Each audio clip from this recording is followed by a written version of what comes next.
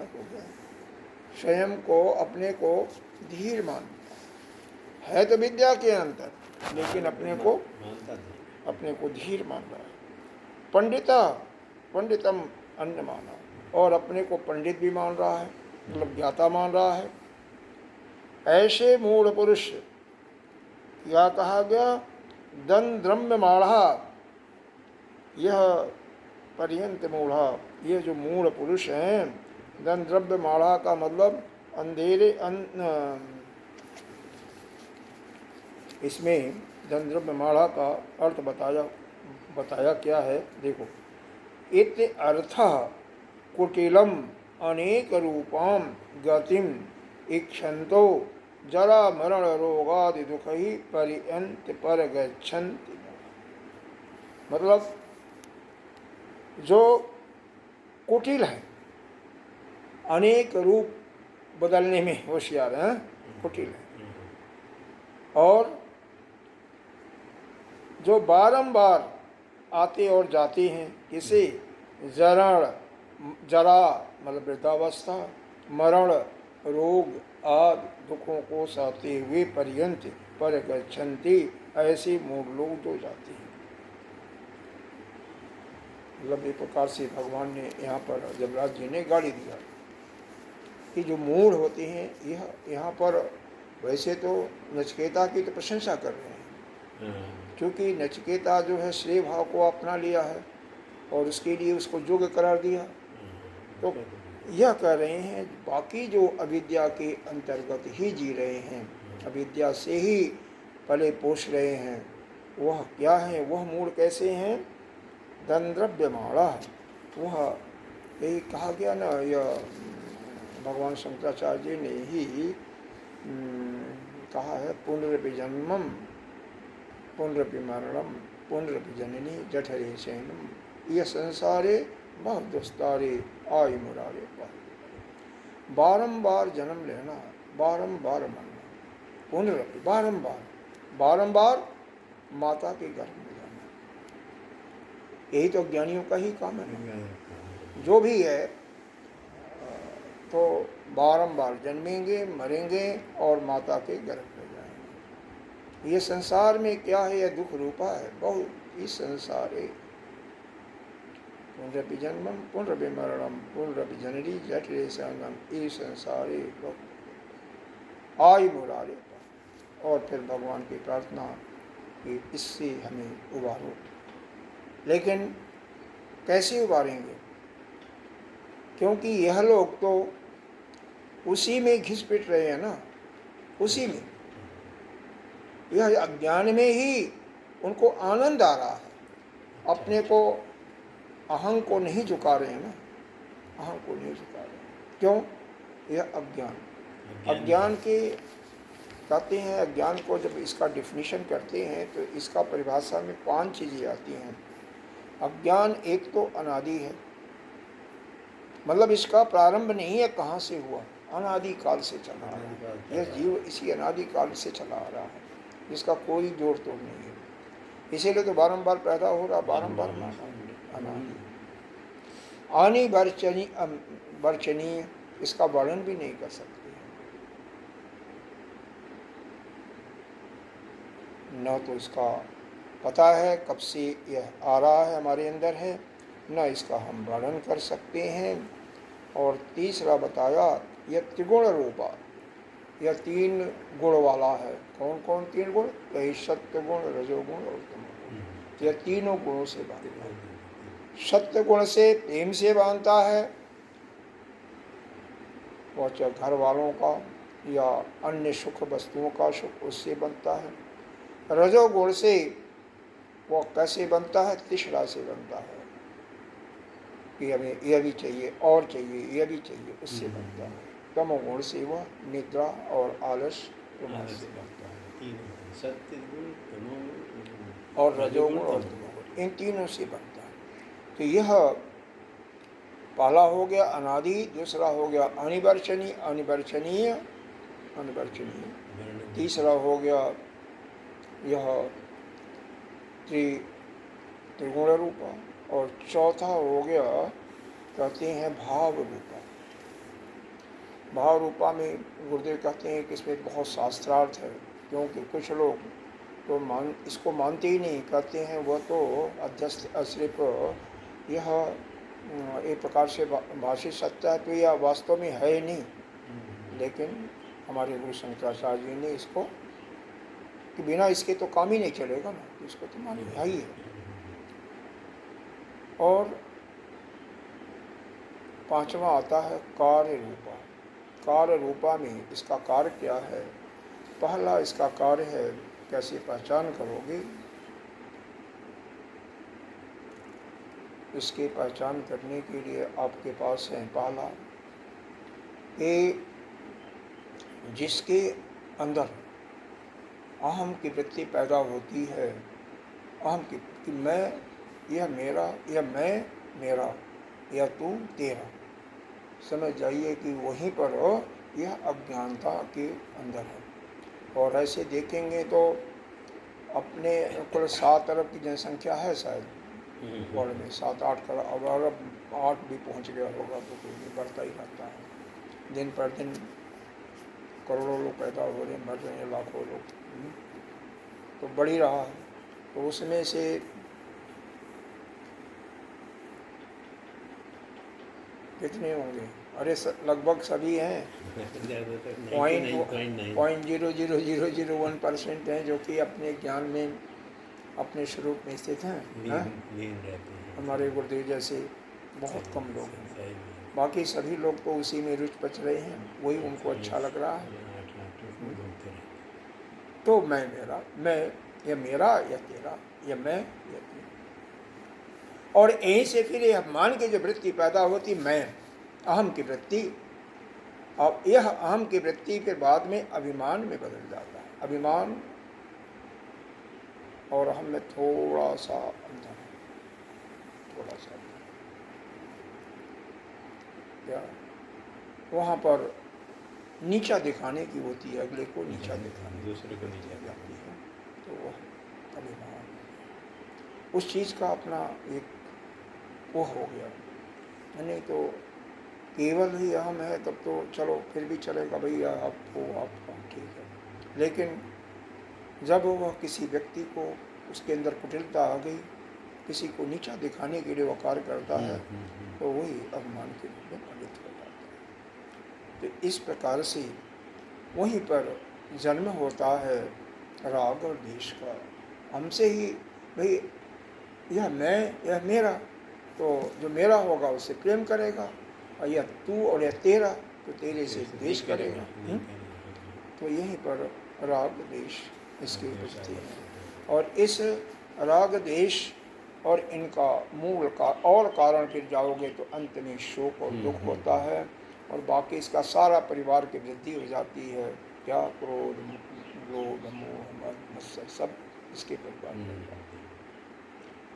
तो यह जो अज्ञान है, अज्ञान हमको कैसे समझेंगे कि हमारे अंदर अज्ञान है? तो अगर हमारे अंदर शोक और दुख हो रहा है तो समझिए हम अज्ञानी हैं। हम अपने को, यह अहम प्रवृत्ति है कि मैं अपने को मान रहा हूँ और किसी को अपना भी मान रहा हूँ, यह हमारे हैं, और दूसरे को अलग मान रहे हैं। तो अज्ञान का शुरुआत ही यहीं से होता है। और फिर अहम के बस ही और जब बढ़ जाता है ना, तो दूसरे को नीचा दिखाने वाली प्रवृत्ति आ जाती है, अपनी बात को ऊपर करने वाली आ जाती है, तो वहीं पर अभिमान भी आ जाता है। अभिमान के रूप में कन्वर्ट हो जाता है, बदल जाता है, और फिर राग और द्वेष शुरू हो जाता है।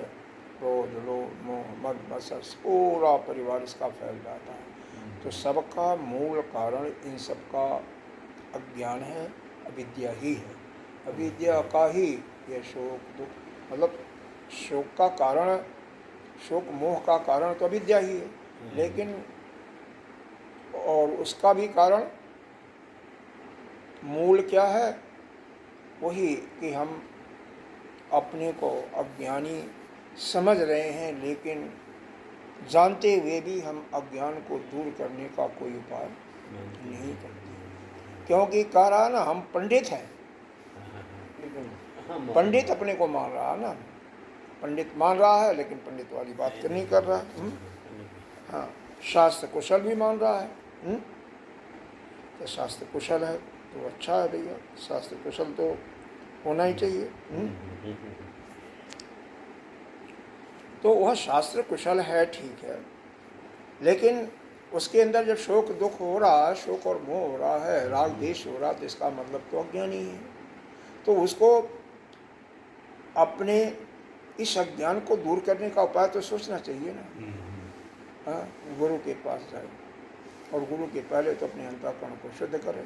तो उसके लिए शास्त्र जो निहित हैं, विहित हैं कर्म, यज्ञ अग्निहोत्र आदि कर्मों को करते हुए अपने अंतःकरण को शुद्ध करें और बाद में फिर गुरु के पास जा करके उसको दूर करें। वहाँ भी जा करके क्या होता है, गुरु तो मिल गए लेकिन गुरु भी कई बार उनको उनके मन के अनुकूल ही मिलते हैं।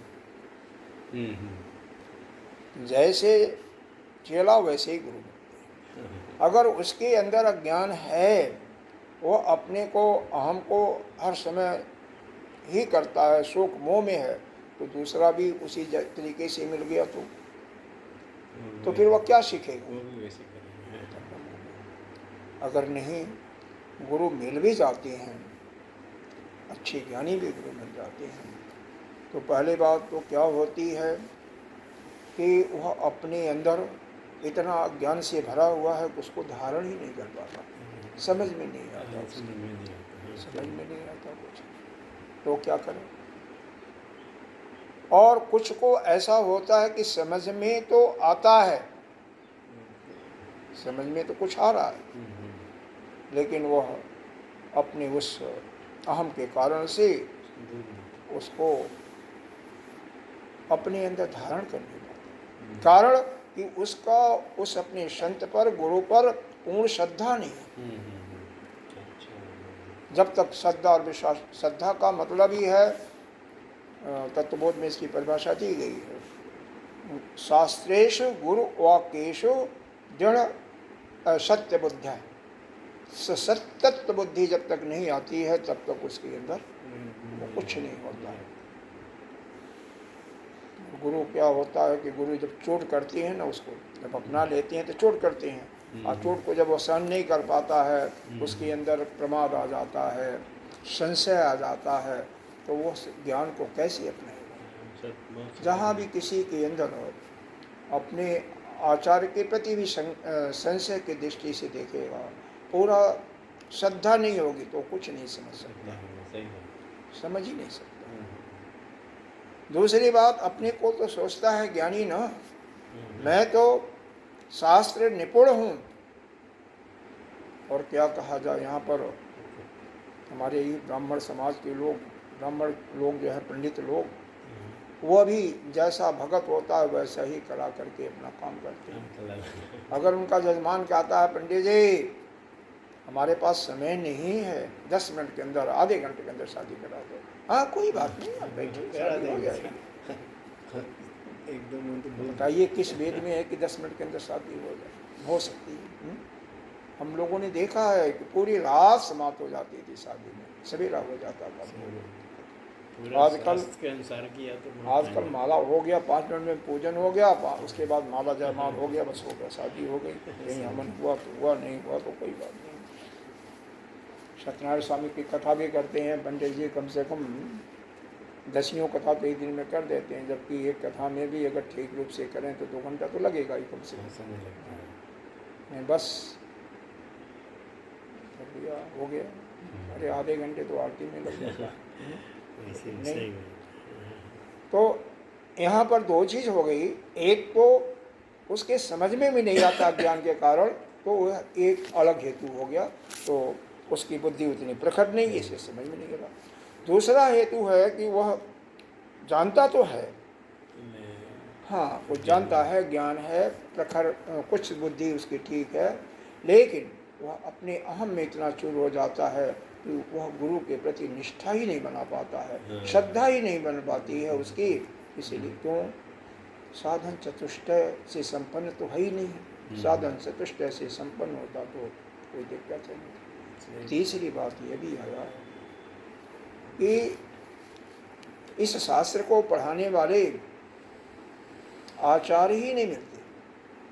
सबसे आज से 100 साल के पहले देखें, 50, 60, 70 साल के पहले देखें तो आम आदमी को पढ़ाया ही नहीं जाता था। पहले बात तो कोई नहीं था पढ़ाने वाला। कहाँ से होंगे? अब भी बड़े बड़े संत हैं तो कई संत अपने स्थान को छोड़ते नहीं।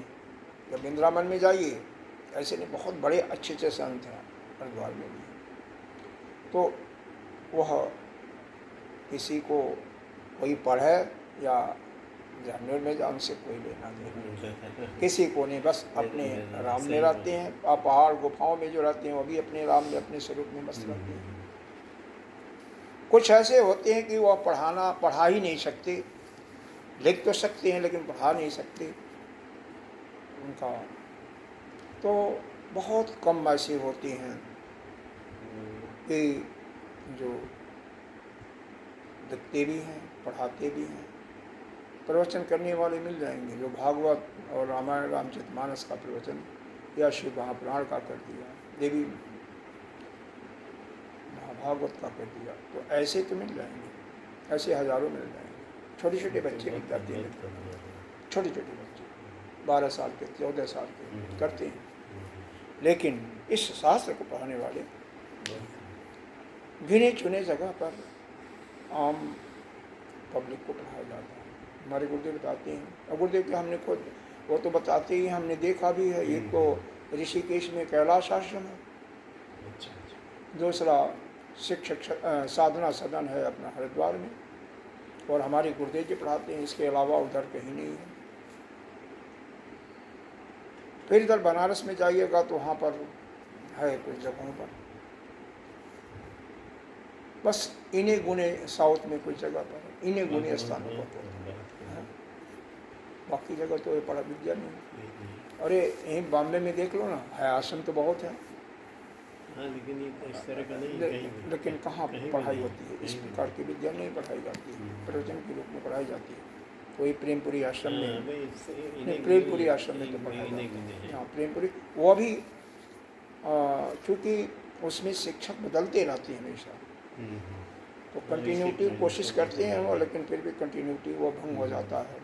पढ़ाने का तरीका और सब अलग अलग थोड़ा सा हो जाता है, तो वहाँ थोड़ा सा होता है, बाकी वहाँ पढ़ाया जाता है, रेगुलर चलता है। 365 दिन होता है, तो वहाँ पर अगस्त के महीने में हमारे गुरुदेव का ही होता है। हर समय सब्जेक्ट में परिवर्तन होता है।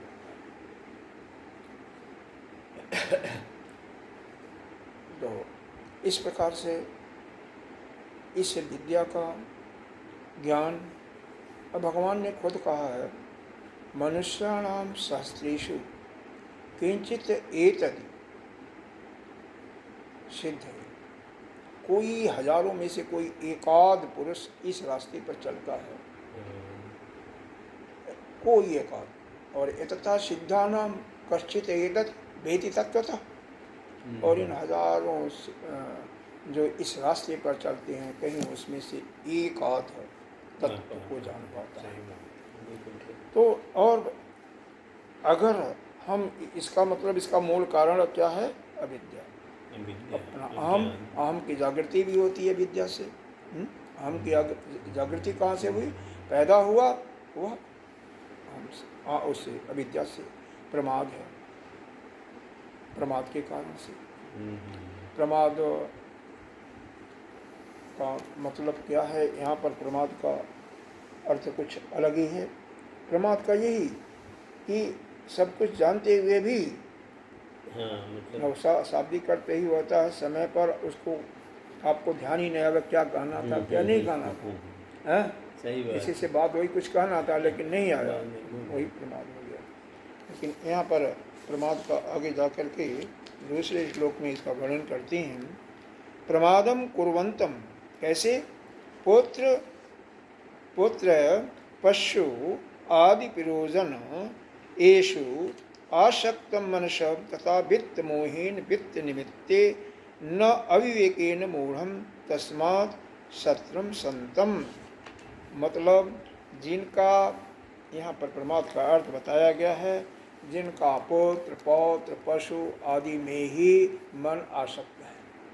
और क्या, फिर बताया वित्त मोह में ही पड़े रहते हैं, धन की पिपासा में ही, और उसी में वित्त के निमित्ते न अविके न, और उससे अविवेक से उनको जो मूढ़ हैं उसी से वे ढके रहते हैं। तो धन में इतना आसक्त हो जाते हैं कि हमें अभी इतना है, इतना और चाहिए, और उसी में रुचि पच जाती है ना।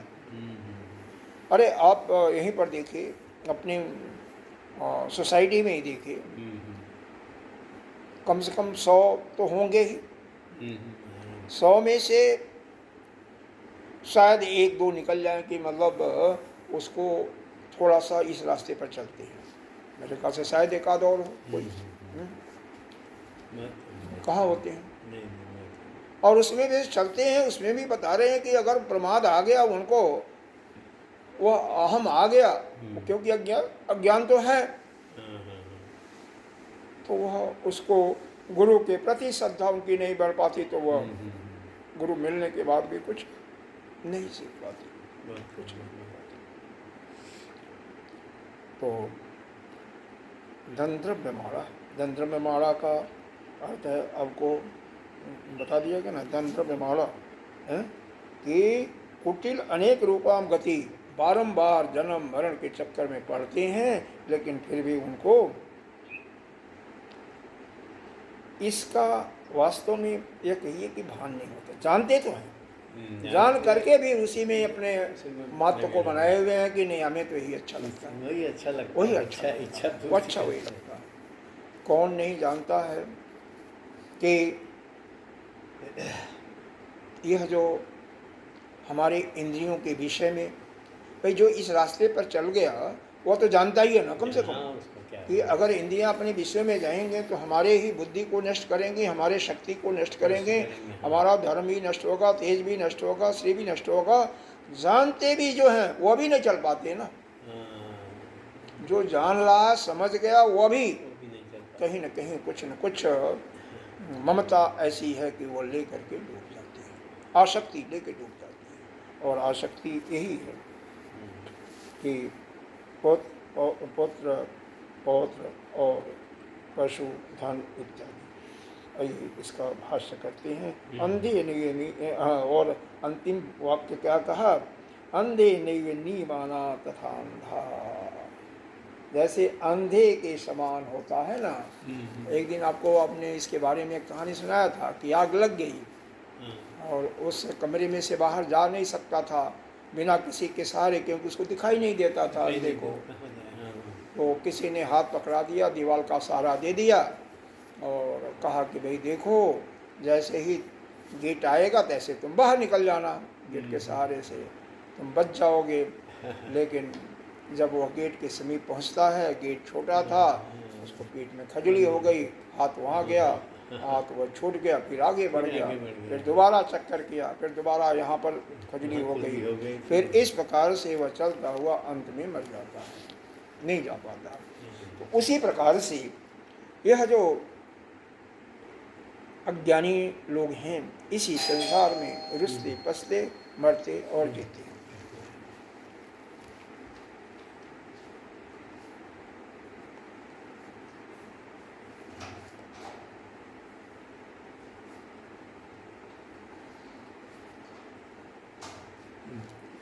आइए इसका भाष्य करते हैं।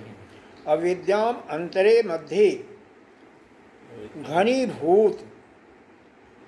घनीभूत इव तमसी, जैसे घना अंधकार है, घना अंधकार, प्रकाश और अंधकार बताया है। हाँ, यहाँ पर घना अंधकार दिखाया है। वर्तमाना वेष्टमाना, उसी के अंदर, उसी के समान, या घनीभूत अंधकार के समान अविद्या के भीतर ही वह पशु पौत्र और सैकड़ों अन्य वासनाओं में, अन्य भोग सामग्रियों में इतना बंध जाते हैं तृष्णा से कि उसमें से व्यवहार में ही लगे रहते हैं, वहाँ से उनका निकलना बड़ा मुश्किल। स्वयं वयम धीरा प्राज्ञावंता, अपने को धीर मानते हैं, ज्ञानी मानते हैं, धीर मानते हैं, हाँ, धीर मानते हैं। लेकिन वो धीर मानने से क्या होगा? हाँ? हाँ? प्रज्ञावंता पंडिता, पंडित भी मानते हैं शास्त्र कुशल चेती, और ये भी मानते हैं कि हम शास्त्र कुशल हैं। हाँ? शास्त्र कुशल हैं। मन मानास्ते, ऐसा मानते हुए भी दंद्रम्यमाणा, दंद्रम्यमाणा मतलब यह जो उनके अंदर यह जो कुटिलता, ऐसी बुद्धि आ जाती है कि यही जो तिसराएँ हैं, पुत्र पशु धन इत्यादि के तिसरा में बंध करके, और उसी में वह जिस रास्ते पर जाना चाहिए उस रास्ते से विपरीत रास्ते में चल देते हैं। जो अच्छा सही रास्ता है, जो श्रेष्ठ रास्ता है, उस पर नहीं जानते। कैसे नहीं जा पाते? जैसे एक अंधा व्यक्ति है। अंधा व्यक्ति का उदाहरण दिया, जैसे एक अंधा व्यक्ति अपने जाते ठीक रास्ता किसी ने बताया भी, लेकिन जब सहारा उसका छूट जाता है तो आगे वह नहीं जा पाता, और उसी में घूम करके उसी में घूमता रहता है, उसी में मर जाता है। उसी प्रकार से यह जो अज्ञानी लोग हैं, जो कहते भी हैं कि हम धीर हैं, हम बहादुर हैं, हम हमारी बुद्धि प्रखर है, हम पंडित हैं, शास्त्र कुशल हैं, वह भी उस माया के जाल में, उस आसक्त में, पुत्र पौत्र धन के आसक्त में इतना बच जाते हैं कि उससे वह पार नहीं निकल पाते। उसी में उनका अनर्थ हो जाता है, और फिर मरण, फिर पैदा होना वही चलता। अतएव मूढ़ता, मूर्ता के कारण यह ऐसा होता है। दूसरा इसका श्लोक नहीं, ये समझ में आ रहा है ना? हाँ, मतलब वो जानते हैं फिर भी नहीं कर पाते, और सोचते हैं कि नहीं अब ये इसी रास्ते में जा रहे हैं, फिर भी मतलब कोई अंधे का तो अच्छा दृष्टांत बताया कि उसको मालूम है कि मुझे यहाँ जाना है, लेकिन जा नहीं पाते। हाँ, ऐसा है कि यह जो माया है पुत्र की, वही जो तीनों ऐसाएँ हैं, बहुत पुत्र ऐसा, वित्त ऐसा और लोक ऐसा, वही माया उनको निकलने नहीं देती। सब कुछ जानते हुए कि हमें निकलना है, लेकिन फिर भी इतने फंस जाते हैं। कभी प्रारब्ध का बहाना कोई करता है कि अरे कई लोग तो इतना मतलब गाली निकलता है कि कहते हैं भगवान की जब इच्छा होगी तब वो अपने कर लेगा। अरे भगवान की इच्छा क्या होगी? भगवान तो कुछ करता ही नहीं है। परमात्मा कुछ नहीं करता है, न वो कुछ करता है आपको, हाँ, आपका विशेष उस पर कृपा प्रेम होगा तो आपके लिए कोई किसी का आश्रय दिला देता है, किसी गुरु का, शब्द का, बस इतना ही वो करता है। वो भी पूर्ण की पूंजी बहुत ज़्यादा होगी, नहीं तो वो भी नहीं करता। वो तो भाई उसका तो कुछ नहीं है, केवल साक्षी रूप में पड़ा रहता है, आपके अंदर ही है, कहीं दूर भी नहीं है, बाहर भी है, हर जगह है, लेकिन वह कुछ करता नहीं। तो उस पर जो दोषारोपण करते हुए कई कहते हैं प्रारब्ध भाग आएगी तो हो जाएगा तो ठीक है, तो कुछ नहीं होता ऐसा। उसी पर देखिए, पुरुषार्थ या मनुष्य योनि जो है, इसी में आप पुरुषार्थ कर सकते हो, इसी में अपने रास्ते को बदल करके और अपना कल्याण कर सकते हो। बाकी किसी योनि में ऐसा नहीं है, केवल पुरुष योनि। और यह पुरुष योनि लाखों योनि के बाद मिलती है, तो इसमें अपना कल्याण जो नहीं किया वो मूल से मूल ही है, और उसको क्या कहा।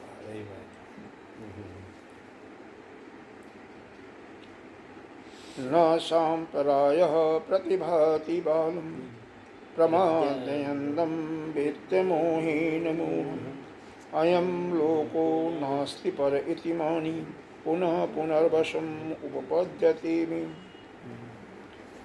यहाँ पर एक आया है सांपरायः। सांपरायः शब्द का अर्थ देखें, प्रतिभाति। संपराय का मतलब होता है भाषित नहीं होता। संपर इयत, इसका अगर संधि विच्छेद करेंगे संपराय का तो हो जाएगा संपर धन इयत, यह है ना, संपराय इयत होता है, हाँ तो है नहीं। तो इति संपराय मतलब देहांतर के बाद भी, इस शरीर संसार से जाने के बाद भी प्रतिज्ञा, जो पुनः दूसरे लोक को जब प्राप्त करते हैं तो उसकी प्राप्ति ही इसका, जिसका प्रयोजन है, उसी को कहते हैं संपराय। इयत का मतलब होता है गमन करना, और संपर्क का मतलब होता है देहपान के बाद, शरीर के बाद। तो शरीर के बाद कहीं गमन करता है और वह परलोक कहते हैं उसको, और जिसका उद्देश्य, जिसका प्रयोजन केवल उस लोक के प्राप्ति का ही होता है, उसको कहती हैं सांपराय। ये कठिन शब्द है, कोई समझे। सांपराय, संपर धन इयते, इयत माने जाना, गच्छित करना, और संपर माने देह अवसान के बाद, तो देह के छूटने के बाद गमन करना। और सांपराय का अर्थ अलग हो जाता है कि सांपराय का मतलब होता है जब देह के बाद छूटने के बाद दूसरा हमें गति मिल जाती है, दूसरा लोक मिलने का जो हमारा प्रयोजन ही केवल वही है कि दूसरा लोक मिलता है। तो उसी के लिए कहा प्रतिभाति बालम, कह रही हैं ये बाल बुद्धि वाले जो हैं मूर्ख, जो हाँ अगेन गुना दिया हुआ ना, हाँ बाल दिया, बाल का मतलब मूढ़ हो गया, मूढ़ आगे भी दिया हुआ है।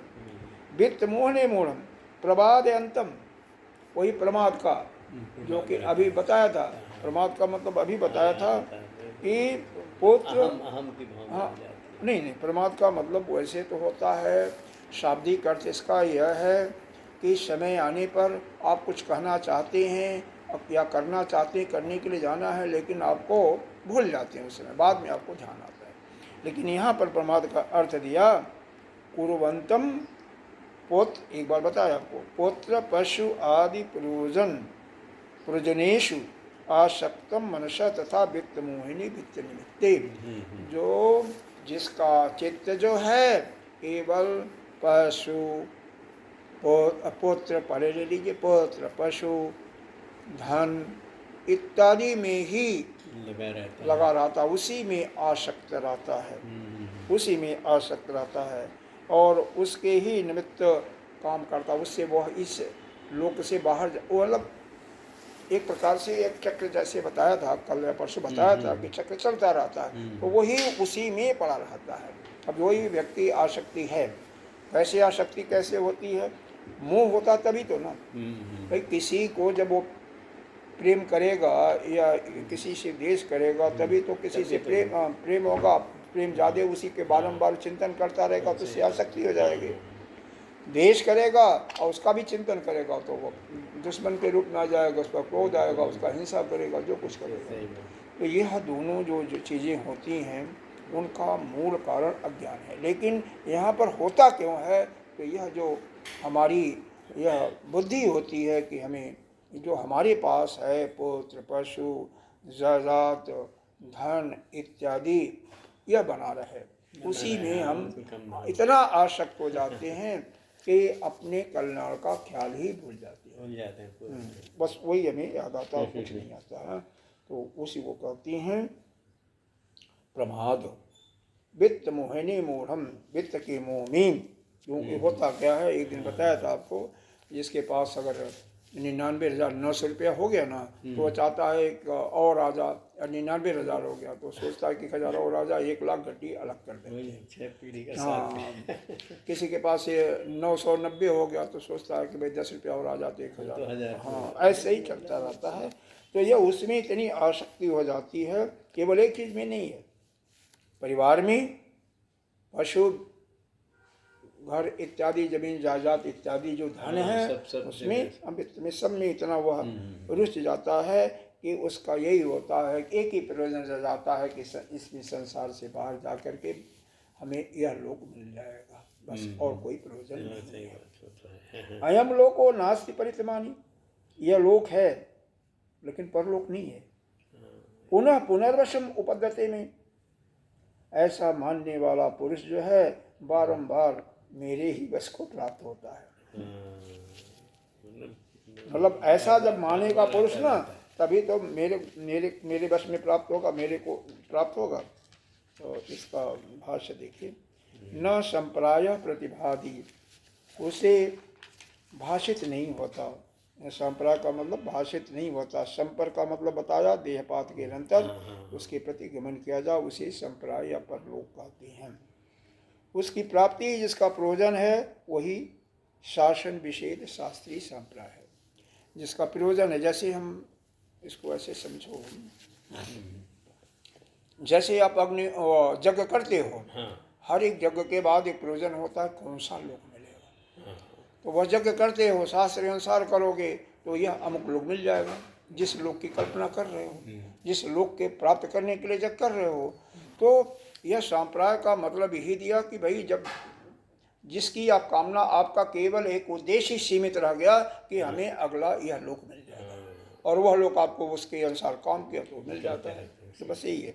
न संपराय प्रतिभाति, यह भाषित तो है, लेकिन संपर्यति मतलब देहांतर के बाद, मृत्यु के पश्चात जो किसी परलोक के प्राप्ति का प्रयोजन होता है। और कैसे होगा प्रयोजन, उसके अनुसार यज्ञ कर रहे हो इत्यादि कर रहे हो।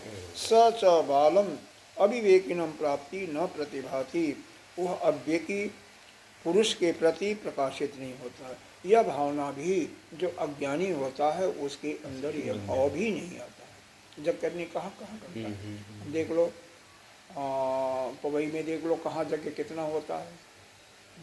हाँ, नित्य जगह तो शायद ही कहीं होगा, कोई अगर आर्य समाजी होगा तो करता होगा, नियमित करते हैं। आर्य समाजी लोग अभी भी ऐसे हैं कि वह नियमित करते होंगे, मालूम नहीं पड़ता। हाँ, नहीं करते भी नहीं है, कितने करते हैं, इक्का दुक्का। असल में इसका पतन सबसे ज़्यादा तो हमारा अंग्रेज़ों के टाइम में, फिर मुसलमानों के टाइम में पतन हुआ हमारा, बहुत हुआ। और बाद में अभी ये हमारे आए, या क्या बोलता है, महात्मा बुद्ध, बौद्ध धर्म चला तो इसमें बिल्कुल पतन हो गया। इसीलिए तो बाद में जब शंकराचार्य जी आए तो इसका उद्धार किया था। महात्मा बुद्ध के टाइम में तो यज्ञ करना भी सब इसको बिल्कुल वह जो लोकायत मत है उसी के अनुसार बस। अच्छा। हाँ, ध्यान की परंपरा इन्होंने जरूर चलाया, लेकिन वह शून्यवाद ध्यान का कराया और अपना एक बौद्ध धर्म का प्रचार। तो असल में इसके पीछे एक कहानी आती है कि एक बार यमराज, मतलब सभी लोग इतने धार्मिक हो गए थे, जमलोक में कोई जाता ही नहीं था। अच्छा। हाँ, बहुत कम वहाँ पर खाली रहता था। तो जा करके भगवान से विनती किया कि ऐसी बात है, हमारा काम अब तो हम वापस ले लीजिए, हमको जो कार्य दिया है अब हमें दूसरा काम और दे दीजिए, तो हमारे पास कोई आता ही नहीं है। तो इतने धर्म बढ़ गए हैं। भगवान ने कहा कोई बात नहीं, हम ही एक अवतार लेकर के अब तुम्हारे, तो भगवान गौतम बुद्ध भगवान का अवतार माने जाते हैं। अच्छा। हाँ, भगवान के 24 अवतारों में से एक अवतार है। हाँ। तो उन्होंने जा करके सनातन धर्म पर ही पूरा प्रहार किया, और उस कुठाराघात के कारण से यह हमारे यज्ञ इत्यादि जो होते थे वह लगभग बंदशा हो गया। अच्छा। प्रमादयंतम प्रमादम कुर्वन्तु, और प्रमाद के कारण जो प्रमाद करते हैं और जिनका चित्त जो है केवल पुत्र पौत्र, अपने पशु, जमीन जायदाद, मकान, गाड़ी घोड़ा इत्यादि में ही, धन की मोह में फंस करके वह अपने अविवेक से, वह ज्ञानी वह अपने अज्ञान से ही ढके हुए हैं।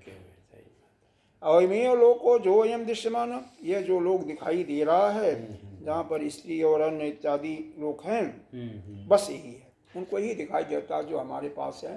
सुंदर सुंदर और कुछ चीज़ें आ जाएं, अच्छी गाड़ी आ जाए, बस इसके अलावा और आगे की बातें नहीं दिखाई देती, बस वहीं तक अपने को सीमित कर जाते हैं।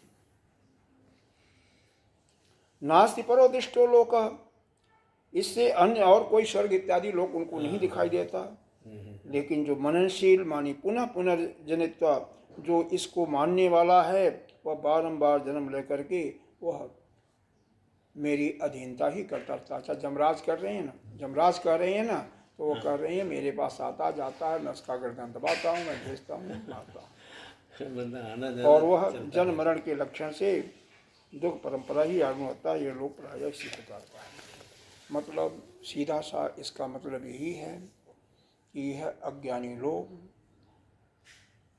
यह जो जितने भी भोग सामग्री हैं और उसमें भी विशेष करके अपने प्रजा यानी पुत्र पौत्र संबंधी लोग, और मकान, गाड़ी, आजकल के गाड़ी कह लीजिए, पहले घोड़ा हाथी होता था, पशु, जमीन जायदाद, इसी के में इतना रुचि पस जाती हैं कि उनको सिर्फ यही दिखाई देता कि बस यही एक लुक है, इसमें हम जैसे वो कहते हैं नहीं, अगर घी पियो, अच्छे सेहत बनाओ, बेशक उधार लेकर के करो, क्योंकि किसका देना किसका लेना बाद में जाने के बाद तो और कोई लोक नहीं है, यही स्वर्ग है यही नरक है, कहते हैं कुछ लोग। तो इसको चला दीजिए, वो गई, वो चलाती नहीं, खोल देगी तो बंद भी नहीं करेगी। हाँ, उनके जाने के बाद तो तुरंत बंद करना पड़ता, नहीं तो फिर वह बिजली का मीटर चलता रहेगा।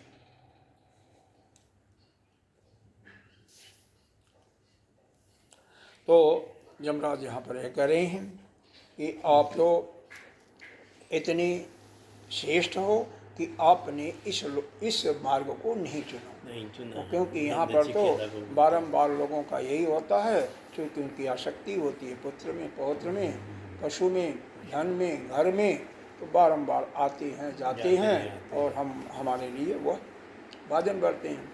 हम तो उनको आराम से पकौड़ा बना करके कहते हैं कि चाइना में तो उनको खाते आदमी को खड़ा खा जाते हैं, जिंदा ही खा जाते हैं। तो ऐसे लोग हैं। अगला मंत्र पढ़ें, एक और पढ़ लेते हैं। चलो 9:30 बजे तो आए हो। जस्तु श्रेयो वर्थि सहस्रेषु कश्चित् एवात्मविद् भवति त्वबधौ जस्मात्, किंतु जो मेरे समान जो श्रेय की इच्छा करने वाला है, जो तेरे समान, नचिकेता को कर रहे हैं, जो तुम्हारे समान श्रेय मार्ग को चुनता है, ऐसा तो हजारों में से कोई एकाध ही होता है। श्रवणायापि बहुभिर्यो न लभ्यः श्रवन्तोऽपि बहवो यं न विद्युः आश्चर्यो भक्ता कुशलो सलब्धः आश्चर्यो ज्ञाता कुशलो अनुशिष्ट।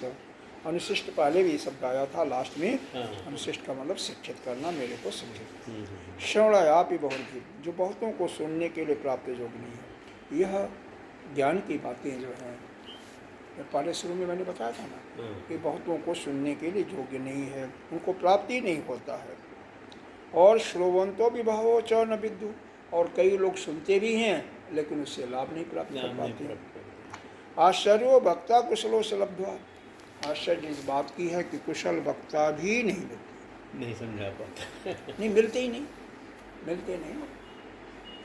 बताया तो बहुत कम स्थानों पर यह उपनिषद इत्यादि की शिक्षा दी जाती है। और 60, 70, 80 साल के पहले के बाद बताएं, 100 साल के में 50 साल 60 साल के, तो यह कहीं शिक्षा दी नहीं जाती थी। आम पब्लिक को, गृहस्थ को यह शिक्षा बिल्कुल वर्जित था। अभी भी आप देखते हैं यहाँ पर इन उपनिषदों में बताया जाता है, यह केवल उन्हीं के लिए है जो कि, और वह सत्य भी है, सत्य वही है कि जो कि अपने अंतःकरण को यज्ञ अग्निहोत्र आदि क्रिया करके बिल्कुल शुद्ध कर लेते हैं, उनके लिए हैं, और साधन चतुष्टय से संपन्न है। कई बार बताया जाता है ना, कई बार बताते हैं ना, लेकिन वास्तव में अगर ऐसा होता रहे तो फिर कोई गृहस्थ तो शिक्षा पा ही नहीं सकता। जबकि पहले एक प्रथा बना दिया था लोगों ने, किसी को देना ही नहीं है। यह तो हमारे परम गुरुदेव, ये अपने चिन्मया जी ने इन्होंने शुरू किया, और उसके बाद हमारे गुरु जी तो बाद में किए, बाद में और भी कई जगह पर इसकी यह शुरू कर दिया, जैसे हरिद्वार, ऋषिकेश में, हरिद्वार में, साधना सदन, काशी में, कई जगह मतलब शुरू हो गया। बाकी काशी में पहले से थी परंपरा, कुछ इक्का दुक्का लोग महात्मा थे जो उनके पास ज़्यादा था, उसको पढ़ाते थे एक प्रकार से ब्रह्मचारी के रूप में। जैसे भी पढ़ने के लिए जाता है, रस जाता था, धीरे धीरे उनको वो निकाल देते थे। लेकिन साधन चतुष्टय संपन्न उसको करवा ही देते थे, नहीं होता था तो पहले वही होता। अब कई जगह हमारे जो पढ़ाए जाते हैं ना, पहले व्याकरण पढ़ाएंगे, व्याकरण लघु पराशरी, उसको पहले रटो, क्योंकि बिना व्याकरण के चलता नहीं, तो पहले व्याकरण पढ़ाएंगे, तो उसी में आदमी जो है परेशान होकर के निकल जाता है। अब आप जैसे आदमी और व्याकरण कोई रटवावे, रूप रटवावे, बालक शब्द का, लता शब्द का रूप को क्या करेगा, बेबाल जाएगा। बेटे ऐसे मत करो, धीरे धीरे जानते हो, और 250 रुपये का तो एक बोतल तेल है। हाँ, उसको आराम से उतार के रखो फिर लगाओ। सिस्टम जो है ना वैसे करो। तो यह यहाँ पर जो कहने का भाव यह है कि या तो किसी को सुनने को ही नहीं मिलता, और कुछ लोग सुन करके तो ज्ञान कुछ होते हैं लेकिन प्रमाद के कारण आगे नहीं बढ़ पाते, क्योंकि अपने गुरु के प्रति सत्य बुद्धि जो श्रद्धा करते हैं वह श्रद्धा नहीं उनके अंदर हो पाती, इसलिए वो भी उस ज्ञान को प्राप्त नहीं कर पाते, क्योंकि बिना श्रद्धा के यह ज्ञान नहीं होता है। श्रद्धा भी चाहिए और अंतःकरण शुद्ध भी चाहिए। और आश्चर्य इस बात की है कि कुशल वक्ता भी नहीं मिल पाते, वक्ता भी आश्चर्य हो गया, कुशल वक्ता नहीं मिल पाते हैं। और कुशल अगर कोई आचार्य है तो उसके द्वारा किया हुआ ज्ञाता भी आश्चर्य रूप है। अच्छा, उसके भी बोल रहे हैं। आचार्य द्वारा जो उपदेश किया हुआ ज्ञान है वो भी आश्चर्य रूप है। ज्ञाता भी आश्चर्य। अब इसको भाष्य देखिए। श्रवणायापि श्रवणार्थम श्रोतुम अपि जो न लभ्य। जो आत्मा बहुतों को तो सुनने के लिए भी नहीं मिलता, ये तो सीधी बात हो गया। श्रवणा बहु वीडियो न लभ्यो, बहुतों को सुनने के लिए नहीं मिलता। श्रवंतो भी बहु च न विद्यु, और जो जिसको मिलता भी है बहु भी इनकई श्रवंतो भी बहु अनेकन्य एमात्मानम न विद्युतम। जो दूसरे बहुत से अभागी हो, अशुद्ध क्यों अभागी इसलिए हैं कि उनका चित्त अशुद्ध है, वो अंतःकरण का शुद्ध नहीं हुआ है। तो जिस आत्म तत्व को सुनते हैं वो भी नहीं जान पाते, क्योंकि जब तक अंतःकरण शुद्ध नहीं होगा यह बैठता नहीं है। तो उसके साथ साथ कर वो भी क्रिया करते रहना चाहिए। जो साथ साथ सुनते हैं उस क्रिया को भी करते रहना चाहिए। जप है और यज्ञ है, कम से कम करते रहना चाहिए। और आश्चर्य की बात है, न विद्युन विदंत भागिनो संस्कृत आत्मानो न बीजानियो। यह आत्म तत्व को जानने के लिए, पढ़ने के लिए जो संस्कृत मतलब जिनका चित्त शुद्ध हो गया वो मिलती नहीं। किंग चस वक्तापि, और भी आश्चर्य की बात है, अद्भुत देवा अनेकेषु कश्चित् भवति। अनेकों में से कोई अद्भुत सा है, कोई एक आध होता है जो सुनकर भी आत्मा का लब्ध तो अनेकों में कोई पुरुष ही कर पाता है। बहुत कम लोग होते हैं, बता रहे हैं। तथा श्रुतापश्य आत्मना कुशलो निपुण एवा एकेषु लब्ध्वा कश्चित् भवति। इसका अर्थ है जस्मात् आश्चर्यो ज्ञाता कश्चिदेव। और कुशल जिसे कुशल आचार्य ने उपदेश किया हुआ है, ऐसा इसका ज्ञाता भी आश्चर्य है। सीधी सी बात है इस वाक्य का कि कुशल जो आचार्य हैं वो भी नहीं मिल पाते। सीधी बात है। ये जो ये लंबा सारा सेंटेंस लिखा है ना, क्योंकि कुशल आचार्य ने उपदेश किया हो ऐसा इसका ज्ञाता भी आश्चर्य है। मतलब सीधी बात है कि आचार्य जो कुशल होता है वो मिल नहीं पाता। कमी है, कमी क्या, बहुत कमी है। हाँ ठीक। तो यहाँ पर इसका तात्पर्य ही दिया। तीन चीज़ें हैं कि या तो पहले तो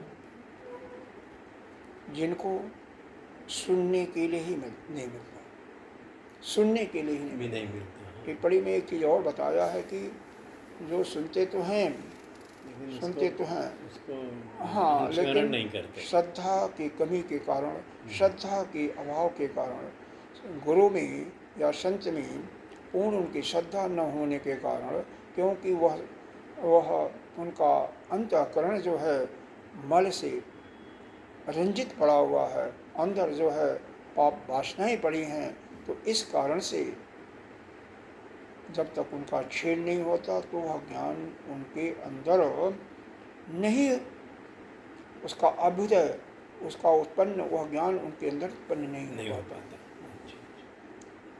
भाई देखो, इसीलिए इस ज्ञान को पाने के लिए तो जो वेद का दूसरा भाग है जिसको हम कहते हैं कर्म भाग, उसके साथ साथ करते रहना चाहिए। वो कैसा कर्म? निष्काम कर्म।